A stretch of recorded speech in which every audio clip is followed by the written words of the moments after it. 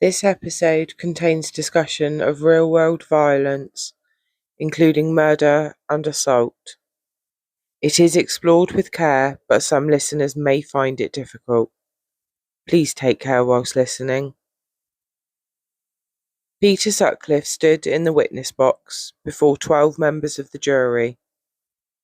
3 psychiatrists had explained why they believed he was suffering from paranoid schizophrenia.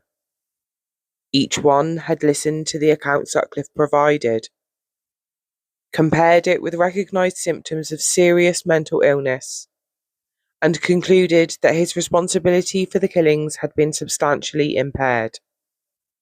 But none of them had been present when the alleged voice began.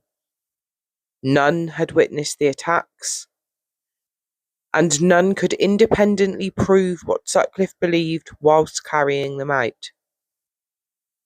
Their medical conclusions depended upon the essential truth of his story.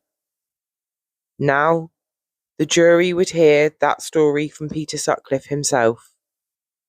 He would describe a confusing experience in Bingley Cemetery, a voice he came to believe belonged to God, and a supposed divine mission to kill women involved in sex work. But the voice had not begun as a command.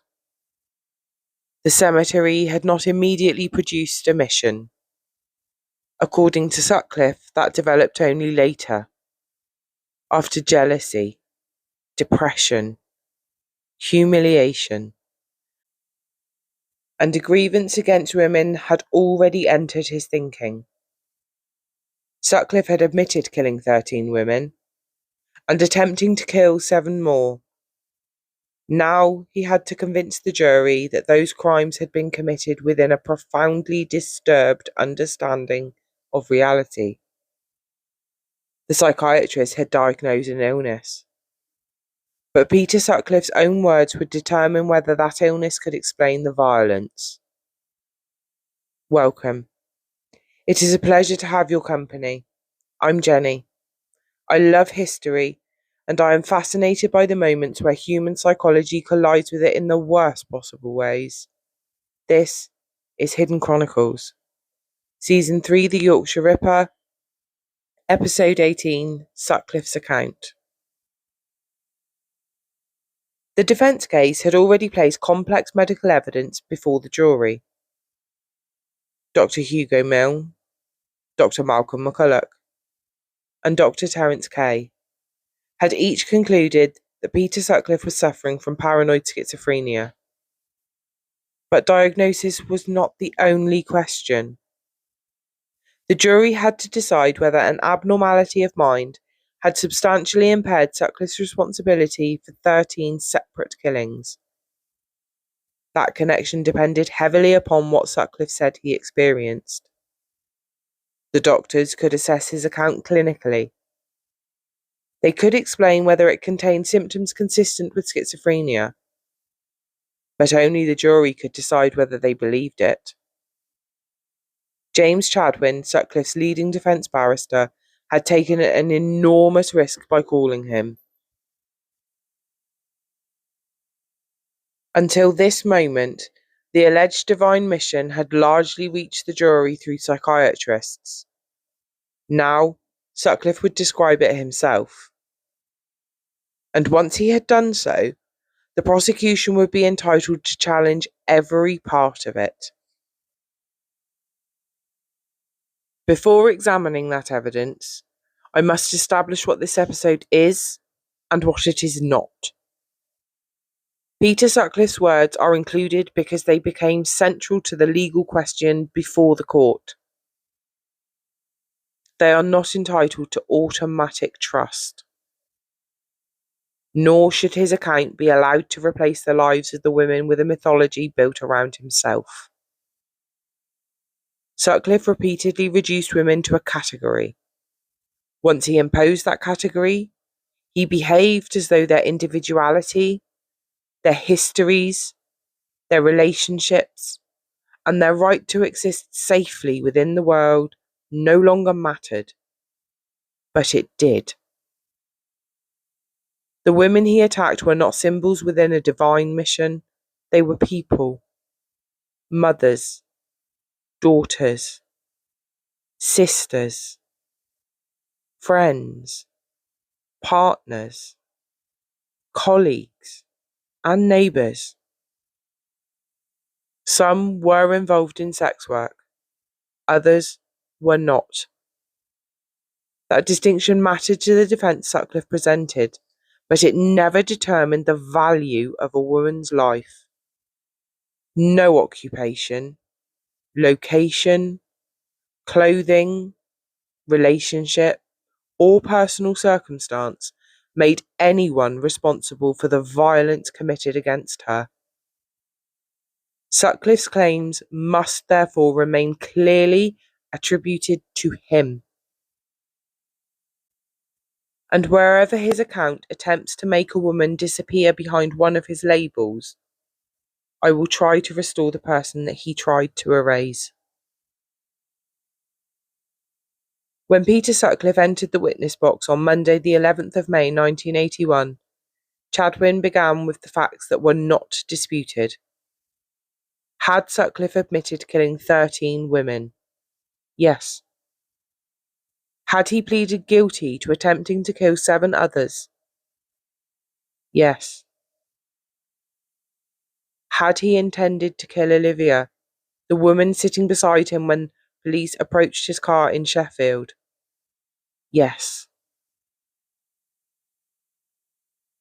There would be no pretense that Sutcliffe had entered the witness box to proclaim his innocence. The defence accepted that he had caused the deaths. It accepted that he had intended to cause others.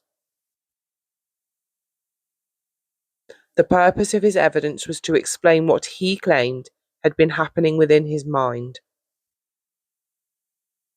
Chadwin briefly questioned him about the night of his arrest. Sutcliffe said he had been capable of driving away when police approached. His answers about whether he actually wanted to escape were uncertain. He had encouraged Olivia to run, but claimed that by the time the officers arrived, his feelings of vengeance towards her had subsided. That answer introduced a difficulty immediately. If a divine command had placed Olivia's life in danger, why had the intention weakened when police appeared? Had an allegedly irresistible mission suddenly released him? Or had the arrival of authority altered a decision that remained under his control? Olivia survived. Her survival was not, and is not, a footnote to Sutcliffe's arrest. She had entered his vehicle without knowing that he later admitted intending to kill her. What happened next belonged not only to the story of how Sutcliffe was caught, but to the life that Olivia was able to carry away from that car. Chadwin then moved backwards. In October 1969, Sutcliffe had been found carrying a hammer. He was convicted of going equipped for theft, but in the witness box he admitted that the hammer had actually been intended for attacking women. He was also asked about an earlier incident involving his friend Trevor Birdsall. Sutcliffe remembered leaving Birdsall's vehicle carrying a stone or gravel inside a rock. He admitted striking a woman on the head with it. The woman survived. Historical accounts have frequently preserved her only through an occupational label. Her name has not remained within the public telling of the case in the way it should have done. But the absence of a recorded name does not make her absent from the story acceptable. She was a woman living her own life, whose safety, dignity, and future mattered long before Peter Sutcliffe became known to the public. The weapon had been prepared. Sutcliffe had followed her, attacked from behind, returned to the vehicle and left quickly. The woman noticed the vehicle's registration number. Police traced it and questioned Sutcliffe the following day. He admitted striking her, but attempted to minimise what he had done. She chose not to pursue a formal complaint, and Sutcliffe escaped serious consequences. That choice must not be treated as evidence that the assault was insignificant. People decide not to proceed for countless reasons: fear, trauma, distrust, concern about how they will be treated, or the wish to avoid being forced to relive an attack within a system that may already have judged them. Whatever her reasons, they belong to her. Responsibility for the violence belongs entirely to Sutcliffe. But the 1969 assault did not, according to the chronology Sutcliffe presented in court, take place before the alleged voice. He claimed that the experience at Bingley Cemetery had occurred approximately 2 years earlier. To understand why he placed this assault within a divine mission, the jury first had to enter the cemetery. Sutcliffe had worked at Bingley Cemetery during 2 separate periods. He claimed the experience began during the second, when he was approximately 20 years old.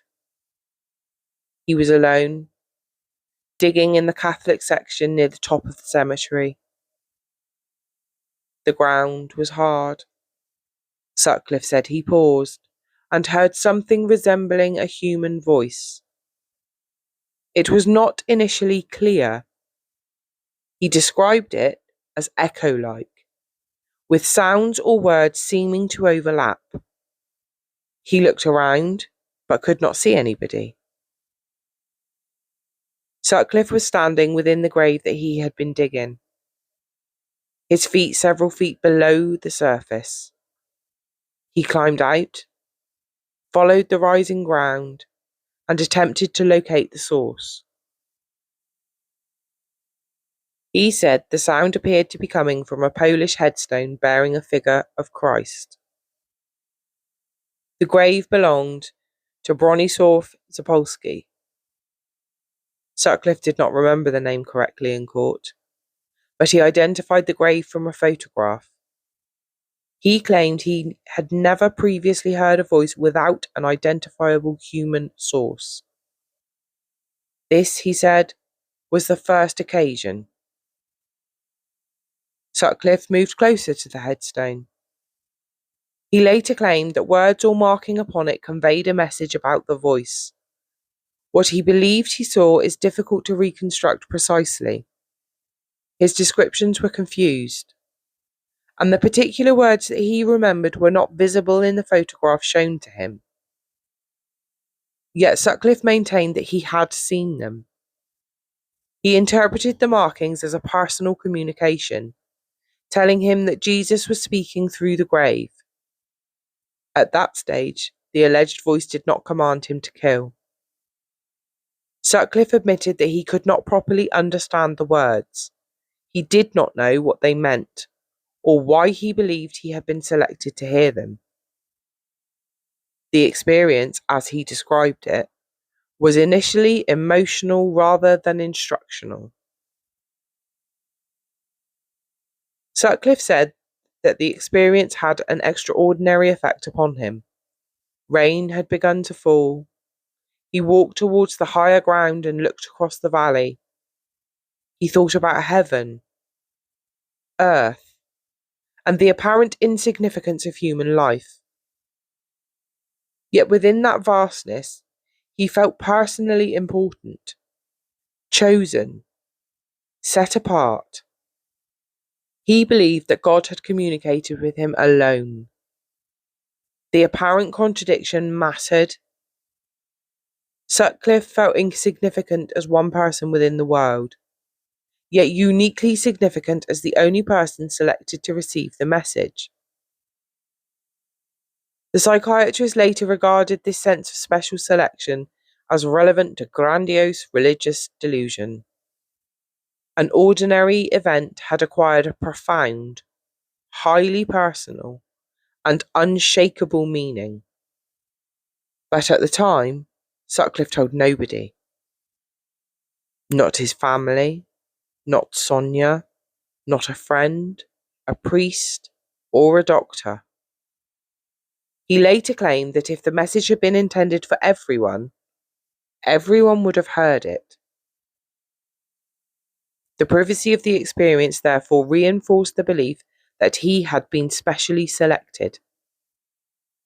There was no contemporary witness, no disclosure made at the time, and no medical record showing that during his employment at Bingley Cemetery, Peter Sutcliffe believed that God had spoken to him.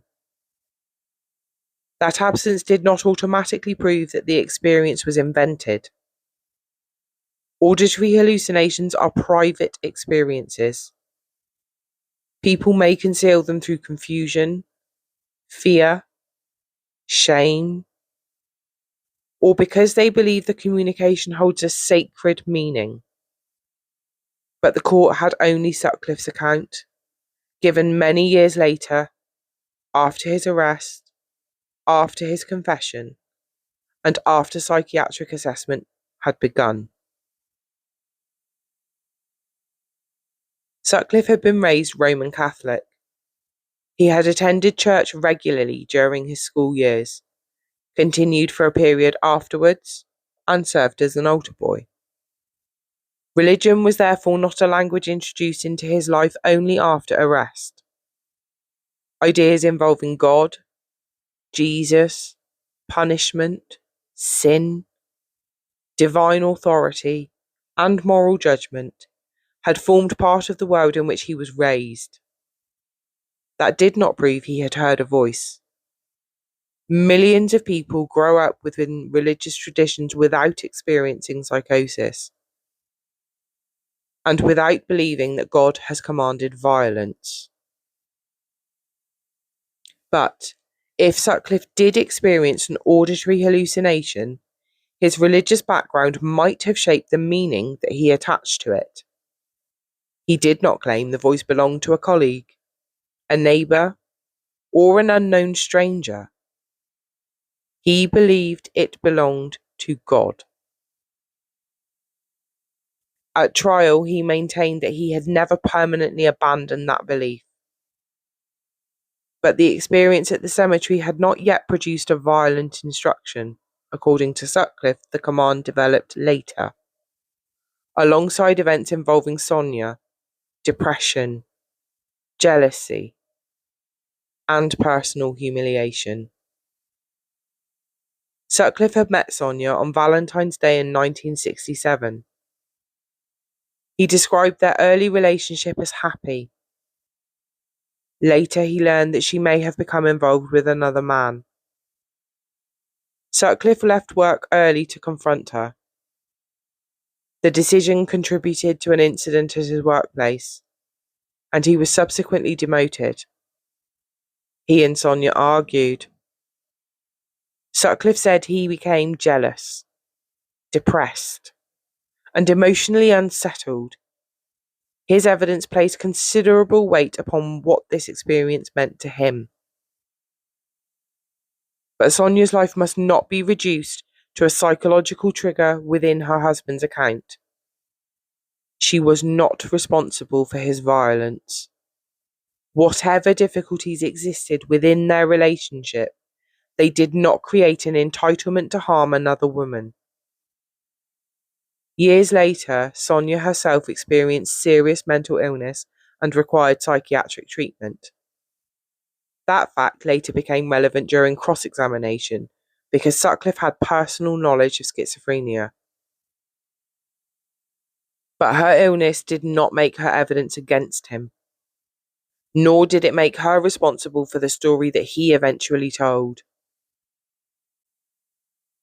Sutcliffe was the person attempting to connect jealousy, depression, and humiliation to the development of his alleged mission. During this period of conflict with Sonia, Sutcliffe approached a woman involved in sex work in Manningham Lane. He described agreeing to pay her, and then changed his mind. A disagreement followed over money, Later, Sutcliffe encountered the woman again in a public house.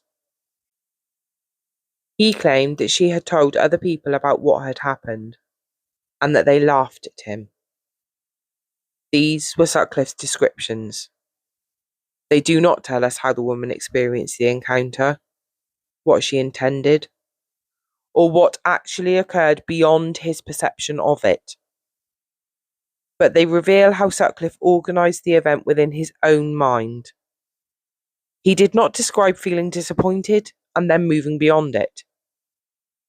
He cast himself as cheated, humiliated, frustrated, and entitled to remain angry. One woman's actions, as Sutcliffe interpreted them, became the basis upon which he condemned an entire group. He converted a personal grievance into collective blame. He later claimed that while he was depressed, the voice began reassuring him. And then the reassurance changed. Women involved in sex work were supposedly responsible for his problems. The same voice he associated with the cemetery allegedly began telling him that it had a mission, that he must remove them, that he must get rid of them. This distinction is crucial. The cemetery experience did not immediately instruct violence. The violent command emerged after Sutcliffe had experienced jealousy, grievance, and humiliation. The alleged voice condemned the same group towards whom his resentment had already developed. Sutcliffe claimed he received hundreds of messages. Sometimes the alleged voice was clear. Sometimes it resembled an echo. Sometimes he believed an ordinary event carried a private meaning intended only for him. Within that developing system, depression became something the voice could relieve. Conflict became proof that women were responsible for his suffering, and violence became an obligation placed upon him by God. The defense could argue that this represented the gradual development of a religious delusion. Psychotic beliefs often draw upon experiences, fears, prejudices, and ideas that are already familiar to the individual. A delusion does not need to appear without any connection to a person's earlier life. But the prosecution could see something different. Sutcliffe's hostility had not been created by the voice. The voice had appeared to legitimize it.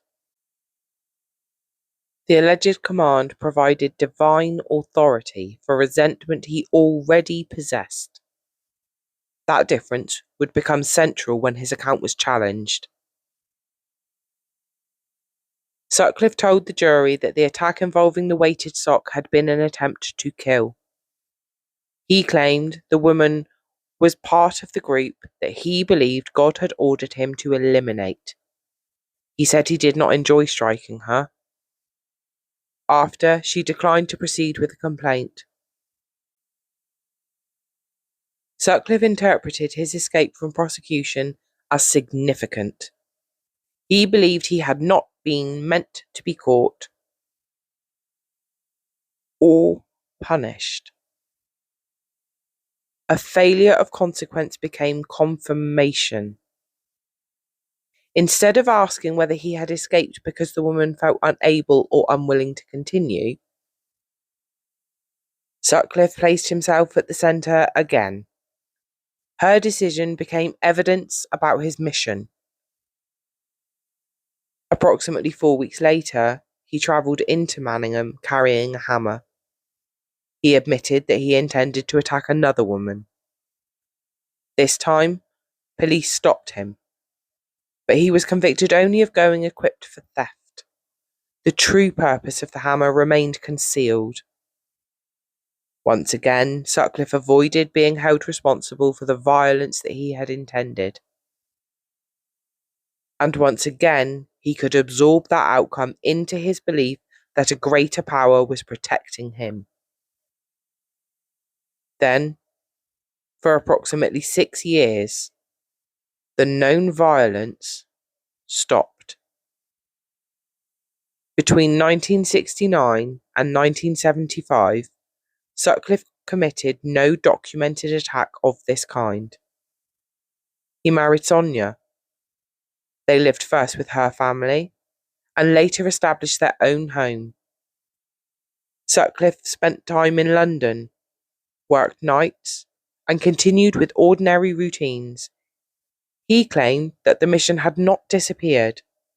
The voices allegedly continued, as did depression and internal turmoil. But Sutcliffe said he was able to resist. He suggested that night work kept him occupied and away from the places where he might encounter women involved in sex work. Time with Sonia also helped him prevent the mission from overwhelming him. The defence could present those years as evidence of a man struggling against an unwanted psychotic command. Sutcliffe said he found the mission difficult, questioned why he had been selected, and organised his life in ways that allowed him to resist. But the same period raised an unavoidable legal question. If he could refrain from attacking women for approximately 6 years, what did that reveal about control? Did routine help him manage a genuine delusion? Or had he remained capable of deciding whether violence occurred? When Sutcliffe left night work through voluntary redundancy, he claimed the opportunity to continue the mission returned. In 1975, the violence began again. On the 5th of July 1975, Sutcliffe attacked Anna Rogalski. Anna was 36 years old. She was walking alone when Sutcliffe targeted her. He had taken a hammer and a knife and admitted that he intended to kill. He claimed that the voice had reminded him of the mission and then directed him towards the place where the attack occurred. But another person nearby interrupted him, so Sutcliffe left. Anna survived after requiring extensive medical treatment. Survival did not mean that the violence ended when her immediate injuries began to heal. The attack affected her confidence, sense of safety, and ability to move through the world without feeling watched or recognised. The public often uses the word survivor as though survival closes a story. It does not. A person may live while still carrying fear, physical consequences, trauma, and memories created entirely by somebody else's actions. Anna's life mattered before the attack. It continued afterwards, and it cannot be reduced to an unsuccessful attempt within Peter Sutcliffe's supported mission.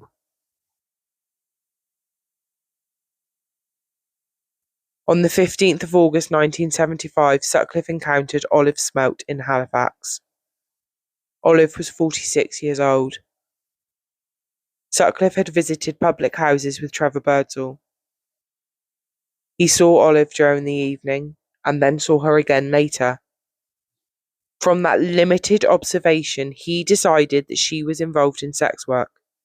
She was not. Sutcliffe followed her, intending to kill.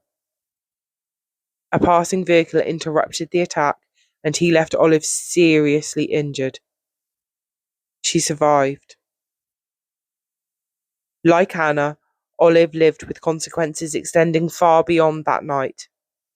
She gave police information about her attacker, including that he spoke with a Yorkshire accent. Her evidence should have mattered, but investigators later became committed to the false belief that the man they sought came from Wearside. What Olive had heard was pushed aside. So too was another fact contradicting police assumptions. Neither Anna nor Olive had been attacked within an established red light district. Their experiences warned investigators that the danger was broader than the profile being constructed. They survived Sutcliffe. They watched vital parts of what they knew become obscured by the investigation's certainty. Sutcliffe told the court that he had intended to kill Olive, but was disturbed before he could complete the attack. Once again, external interruption affected the outcome. Whatever voice he claimed to hear, a passing car altered his behaviour. 2.5 months later, the violence became fatal. During the early hours of the 30th of October 1975, Sutcliffe encountered Wilma McCann in the Chapeltown area of Leeds. Wilma was 28 years old. She was a mother of 4 children. She had a life extending far beyond the location where Sutcliffe found her, and far beyond the occupation through which police and newspapers repeatedly defined her. That night, Wilma entered Sutcliffe's car. They travelled to an area near the Prince Philip playing fields, and there, Sutcliffe killed her. In the witness box, he claimed he had left home intending to fulfill the mission. He described experiencing intense inner turmoil before an attack, fighting against what he believed he had been instructed to do, and then reaching a point where he felt prepared or compelled to act. He denied experiencing any pleasure. He said that he could not restrain himself because God controlled him. But Wilma's death did not occur through an abstract command. It required practical decisions. Sutcliffe drove through an area where he expected to encounter a woman. He carried weapons. He stopped his car. He spoke to Wilma. He travelled with her to a quieter place, and he attacked her. Sutcliffe then left without seeking help or accepting responsibility. The defence could argue that those decisions were organised around a genuine delusional purpose. Planning does not automatically disprove psychosis. A person acting under a delusion may prepare carefully because they believe a task is necessary. But the prosecution would argue that each decision demonstrated awareness, adaptation, control, and self-preservation. Wilma's 4 children awoke the following morning without their mother. Whatever legal meaning the jury eventually would place upon Sutcliffe's state of mind, it could not alter that reality. The trial asked whether the killing amounted to murder or manslaughter. For Wilma's family and friends, they lived with a loss that no verdict could reverse. Sutcliffe claimed that he did sometimes resist. He described driving towards Leeds on one occasion, intending to attack a woman. During the journey, he said that he had argued internally with the voice. He turned the car around, returned home, locked it inside the garage, and went to bed. Sutcliffe remembered feeling that he had achieved something by refusing to continue. The defence could use this to demonstrate struggle. A man experiencing a distressing command, attempting to overcome it, and occasionally succeeded. But the prosecution could use it too. Turning around required a decision. Returning home required control over his actions, and the sense of achievement suggested Sutcliffe understood that another course had been available. The presence of choice did not prove the absence of mental illness. But it mattered when the defence claimed that his responsibility had been substantially impaired. In January 1978, Sutcliffe encountered Yvonne Pearson in Bradford. Yvonne was 21 years old and the mother of two very young daughters. Sutcliffe admitted that he had not received a direct instruction concerning her. Instead, he claimed that a sequence of ordinary events became a message. A car moved unexpectedly. Yvonne appeared at that moment. She referred to timing or fate.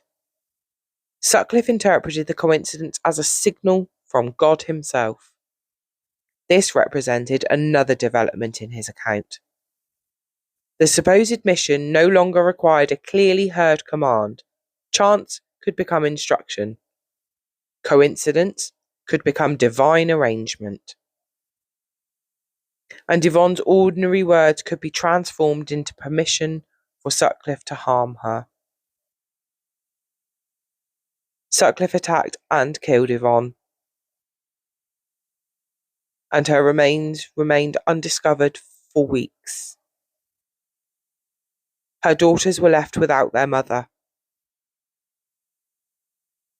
Sutcliffe later claimed that after the attack, he apologised to Yvonne and believed that she might simply get up. He suggested that if he had been mistaken, she would recover.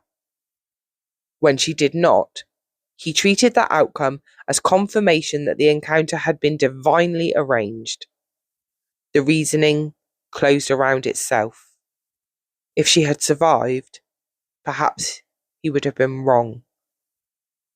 Because she died, he decided the mission had been correct. But Yvonne's death did not validate anything. It proved only that Sutcliffe had inflicted fatal violence upon a young woman. The outcome was created by his actions, and then used by him as evidence that those actions had been ordained. Chadwin asked whether Sutcliffe would have committed the attacks without believing that God had arranged them. Sutcliffe said no. He also insisted that at the time of every attack, he believed the woman was involved in sex work. That claim was indispensable to his defence. The mission, as he described it, was directed towards a particular group. If he knowingly attacked women outside of that group, the relationship between the alleged delusion and those crimes became far harder to maintain. But there were several women that did not fit Sutcliffe's category. The problem was not merely that he had made an understandable mistake. His classification could expand to include any woman he selected. Evidence from the woman herself could be dismissed. Her circumstances could be ignored. And when the facts became publicly known, Sutcliffe could claim that he had believed something different at the time. His account made the mission almost impossible to disprove. Jane MacDonald was 16 years old. She worked as a shop assistant and was returning home after an evening with friends when Sutcliffe attacked her in June 1977. Jane was not involved in sex work. She was a teenager, living a life which should have continued far beyond that night. Her death altered public understanding of the danger. The category used to separate supposedly respectable women from those police and newspaper treated as less deserving of a protection could no longer be maintained. But Jane should never have needed to die for society to recognise that every woman was entitled to safety. Women involved in sex work had always been innocent victims. Their occupation had never reduced the seriousness of the crimes committed against them. In the witness box, Sutcliffe said he later read that Jane had not been involved in sex work. He claimed that the information devastated him, but insisted he had believed otherwise when he attacked her. Within his reasoning, God could not make mistakes. Therefore, if newspapers contradicted the mission, the newspapers had to be wrong. The belief protected itself from evidence. But the same explanation also protected Sutcliffe's legal case. No matter who a woman was, he could claim that the voice had told him she belonged within the mission. Jane's actual life became something his account attempted to overrule. It must not be allowed to do so. She was only 16. She had work, friends, family, and a future. Peter Sutcliffe's belief, whether delusional or invented, did not and should not define her. Josephine Whittaker was 19 years old. She worked as a building society clerk and was walking home across Savile Park Moor in Halifax in April 1979.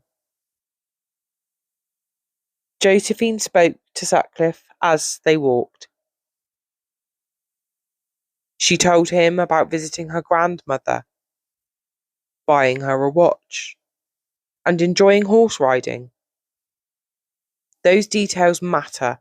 They were fragments of Josephine's real life, offered during what she believed was an ordinary conversation. For a moment, even Sutcliffe recognised that her words did not fit the category he intended to impose upon her. He experienced doubt, but he claimed the voice overruled it. According to Sutcliffe, the alleged voice told him Josephine was deceiving him, that she was clever, that he must not believe her. Her own words became evidence against her. Her innocence became trickery. Her trust became something that he could exploit. And he killed her. In court, Sutcliffe maintained that he believed she was part of the mission. But the account demonstrated how completely his supposed system could erase reality. Josephine could describe her own life, and Sutcliffe's alleged voice could simply declare that she was lying, that there was no fact she could offer that the belief could not absorb or reject. Josephine was not the person Sutcliffe decided that she represented. She was a 19-year-old young lady, a granddaughter, a daughter, a colleague, and somebody who loved horse riding. Those details must remain louder than the category he forced upon her. By this stage, the police investigation had been profoundly damaged by the Wearside hoax. Letters and a recorded message falsely claimed to have come from the killer. Senior investigators became convinced that the man they were seeking had a Wearside accent. Sutcliffe heard the recording. He knew police attention was being redirected. And in the witness box, he claimed that he interpreted the hoax as an indirect act of God.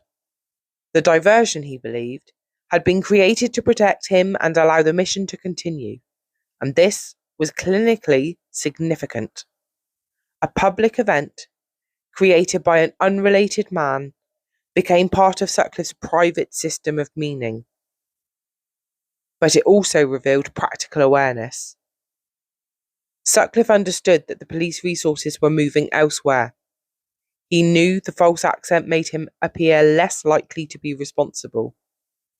And he recognised that the mistake reduced his risk of capture.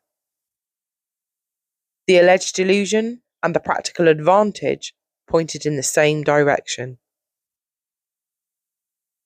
The defence could describe a belief becoming more elaborate. The prosecution could describe a killer turning investigative failure into permission to continue.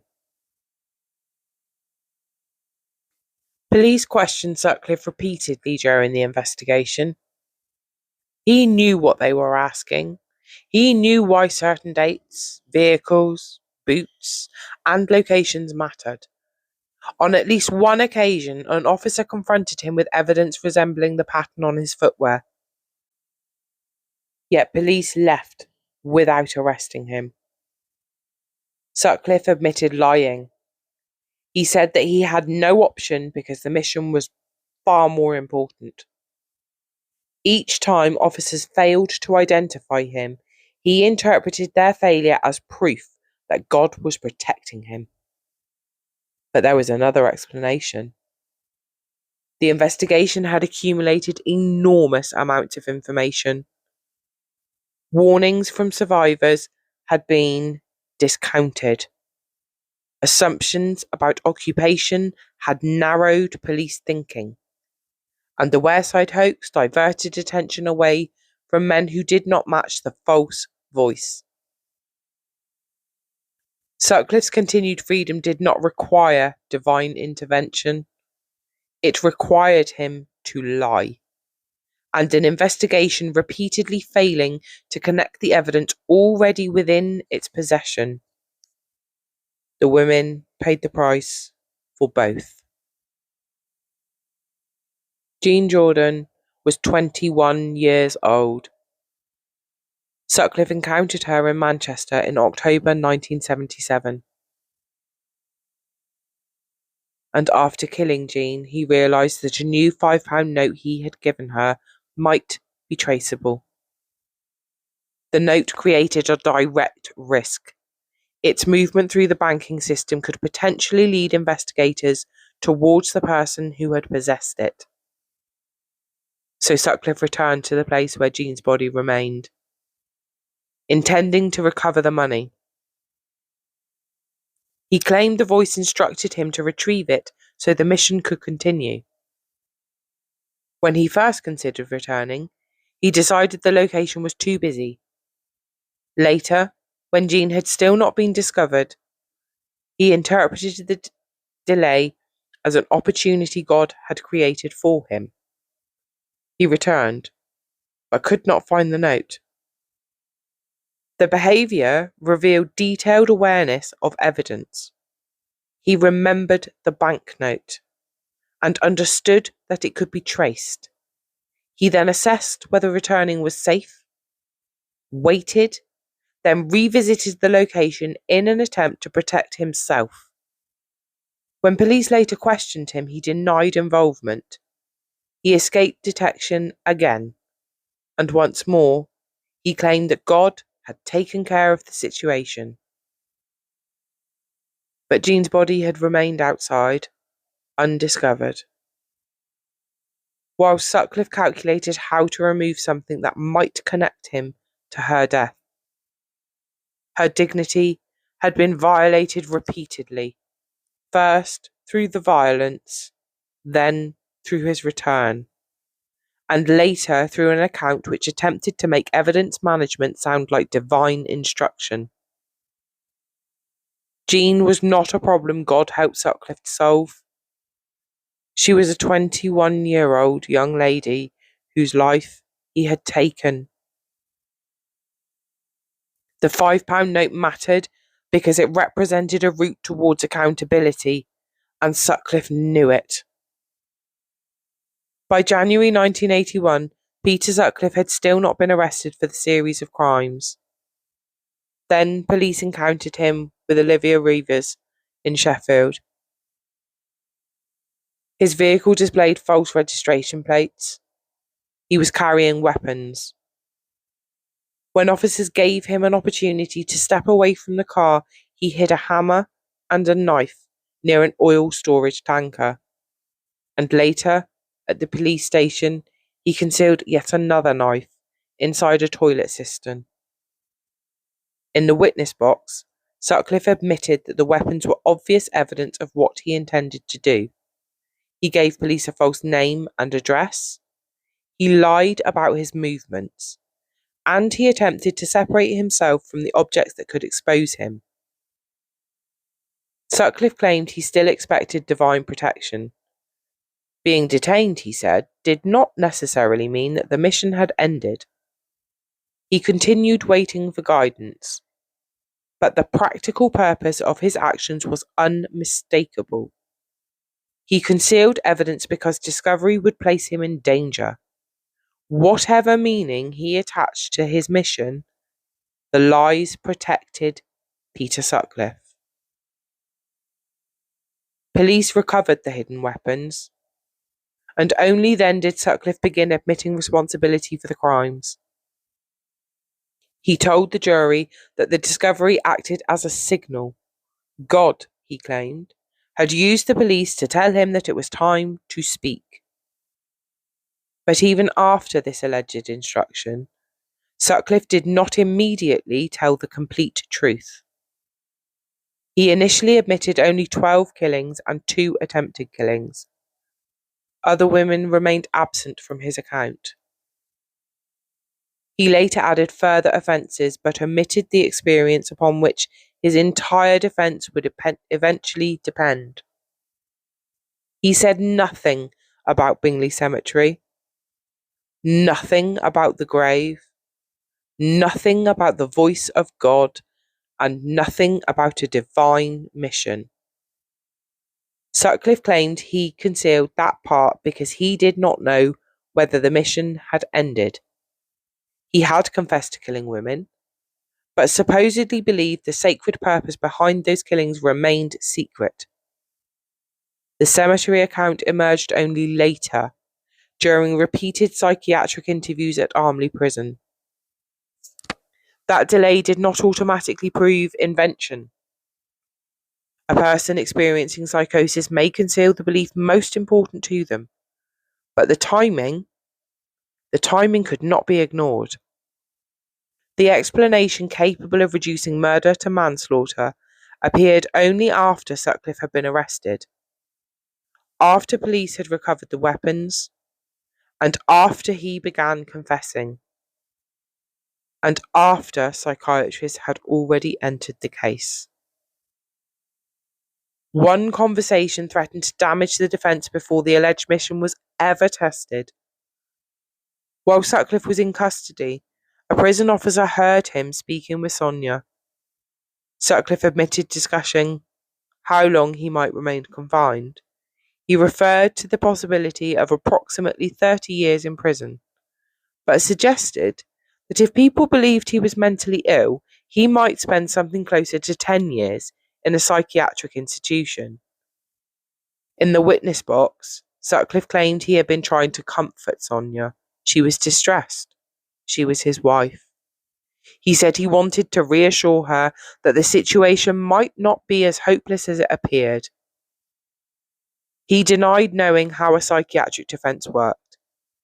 He denied planning to imitate mental illness. And he denied believing he would secure an earlier release by doing so. Chadwin asked Sutcliffe directly whether he thought he was mad. Sutcliffe said no. Was there anything seriously wrong with him, mentally? Again, Sutcliffe said no. Did he think he would spend less time confined if people believed he was mentally ill? No. To the defence, these answers might demonstrate a lack of insight consistent with schizophrenia. Sutcliffe did not recognise himself as ill because his alleged experiences felt real. To the prosecution, however, the conversation with Sonia revealed knowledge, motive, and strategy. Sutcliffe knew that being regarded as mentally ill might change both the verdict and the place in which he was confined, and the jury would have to decide which interpretation they believed. By the end of James Chadwin's questions, Peter Sutcliffe had placed a complete structure before the jury. A confusing voice began in Bingley Cemetery. He interpreted it as God. Personal conflict and depression followed. A grievance involving one woman became condemnation of an entire group. The voice allegedly developed into a command. Violence became a mission. Avoiding arrest became divine protection. Coincidence became instruction.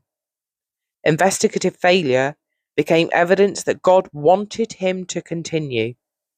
And the discovery of his hidden weapons became a signal that it was finally time to confess.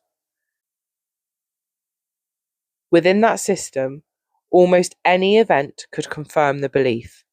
If police failed to catch him, God had protected him. If a woman contradicted his assumptions, the voice said she was lying. If newspapers reported that she was not involved in sex work, the newspaper was wrong. If an unrelated hoax diverted the investigation, God had arranged it. If traceable evidence threatened him, God instructed him to remove it. And if police eventually found his weapons, God had decided that the moment for confession had arrived. The defense could present this as elaborate, fixed, religious delusion. A system capable of absorbing almost every event into itself and maintaining its power despite evidence from the outside world. But the same flexibility created a profound difficulty. If every outcome confirmed the mission, how could the jury test whether it had ever existed? Peter Sutcliffe's account could explain everything, because it allowed nothing to disprove it. Throughout his evidence, Sutcliffe repeatedly placed himself at the centre. His depression, his humiliation, his turmoil, his selection, his mission, his fear of discovery, his supposed protection. But the violence had not occurred solely within his mind. It had entered the lives and bodies of real women.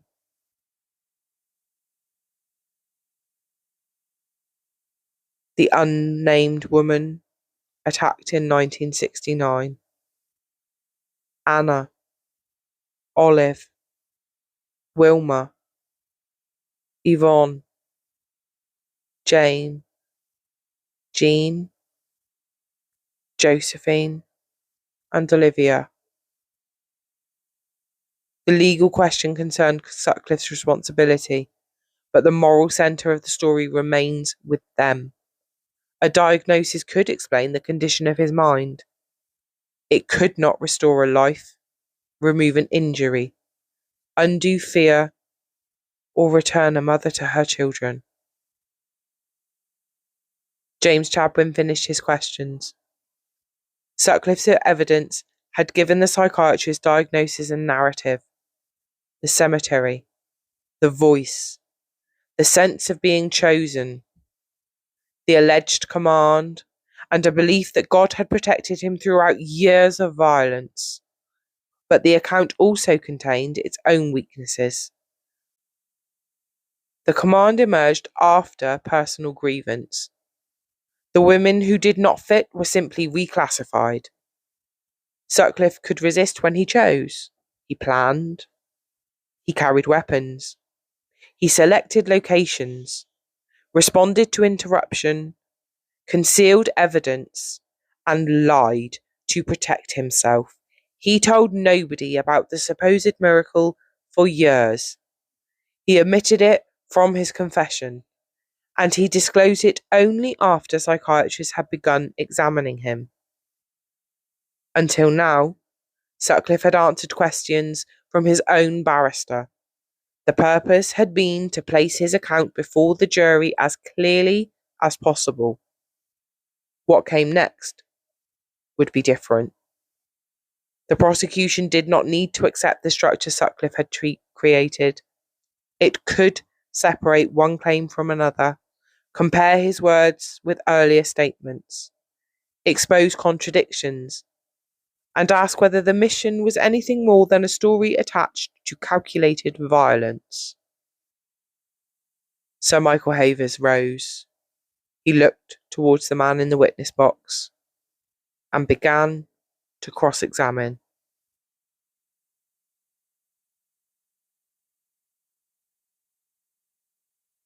Peter Sutcliffe's account asked the jury to enter a world in which ordinary events carried divine meaning. An echo became the voice of God. Humiliation became evidence against an entire group of women. Coincidence became instruction. And escaping justice became proof of supernatural protection. Such reasoning may be consistent with serious mental illness. A delusional belief can be fixed, self-reinforcing, and capable of absorbing evidence that appears to contradict it. But the jury was not asked merely whether Sutcliffe's story sounded psychiatrically possible. They had to decide whether it was true, and whether any genuine mental illness had substantially impaired his responsibility for 13 separate killings and 7 attempted. Sutcliffe had now explained himself in his own words. The next question was whether those words could survive being tested. In the next episode, the prosecution challenges Peter Sutcliffe's account. Why did he hide his weapons? Why did he repeatedly lie? Why did the supposed mission appear only after his arrest?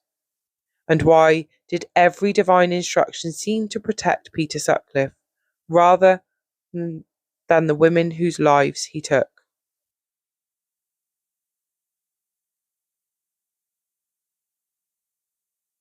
Sir Michael Havers will confront him with the women who did not fit his story.